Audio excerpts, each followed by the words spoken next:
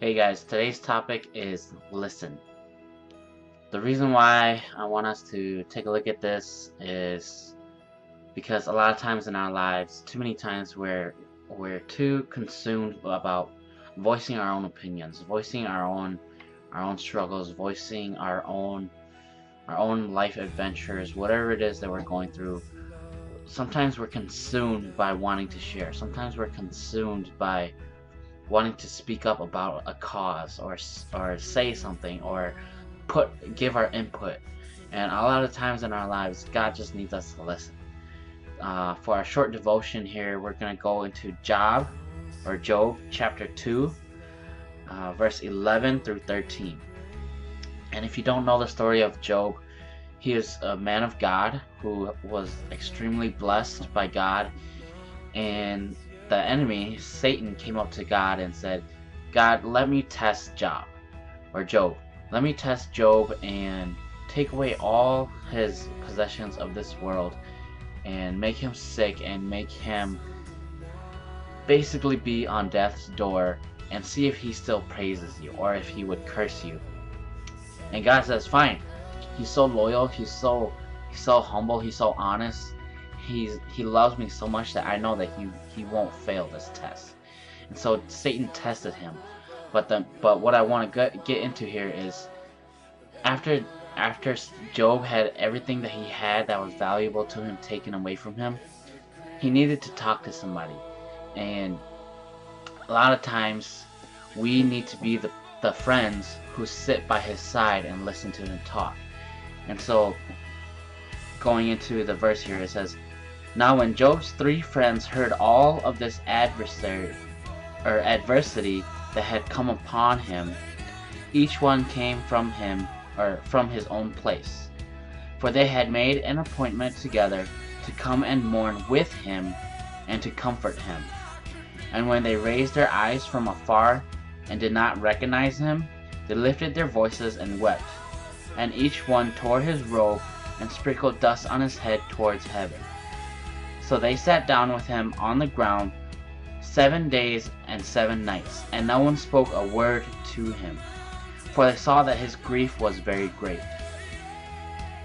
See, they knew that he had gone through an ordeal, much like sometimes in our lives as Christians. We know some of our friends, our leaders, our fellow brothers and sisters in Christ, maybe even our own family, they go through ordeals. And they wanted to help. Just like when those tragedies or crises, when those things happen in our lives, we want to help those people who are in need. But a lot of times, what they need is just someone to listen to them. That's exactly what God's called them to do in that point in place and time. He just wants them to listen. You know, they felt his pain and were horrified to see that their friend was in such pain. But you know, instead of speaking, they just listen, because a lot of times when people are around you and you're feeling sad and they're just going, hey, I'm sorry for your loss, oh, I'm so sad for you, I'm so sorry for you, it doesn't make you feel any better. It doesn't make you feel, it doesn't build you up, it doesn't give you hope, it doesn't give you, you know, it doesn't make you see the light at the end of the tunnel. It just makes you think about your loss again. It just makes you think about the tragedy that happened in your life. And these friends, they realized an important truth, and it's that people don't lose intimacy when they stop talking, but when they stop listening. And that's what God's trying to say to us. When we stop talking, it's not that we're losing intimacy. We're just trying to listen to him. Same thing when we're praying to God and we feel like he's not talking to us, he's not speaking to us, he's not making something happen in our lives. It's not that he's not close to us anymore. It's not that he doesn't want to listen. It's not that he doesn't want to answer us. But you know, and don't mistake that he's not trying to be intimate with you. He's not trying to be personal with you. He's not trying to be real with you. But know that he's still listening. He's still listening to this day. I always say to new believers or to friends that I'm witnessing to or administering to or giving my testimony to is you can wake up at any time of the day, any time of the night, no matter when. And when you pray, you expect God to hear your prayer and you expect Him to answer you because you know that He's listening.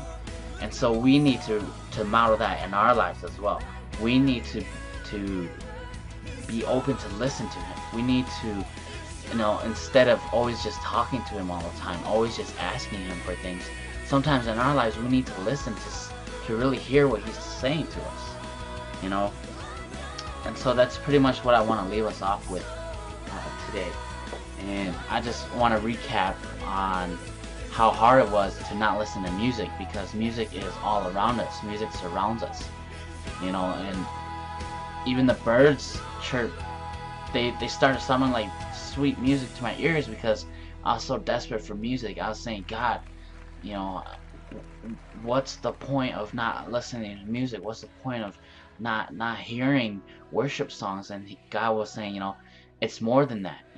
It's more than just listening for the things that you're used to, but you got to listen to my voice. You got to listen to the whispers that I give you. So I just want to leave you guys with that today. Just a short little personal testimony about myself, about how I'm going through this challenge as well. So, alright, God bless, guys.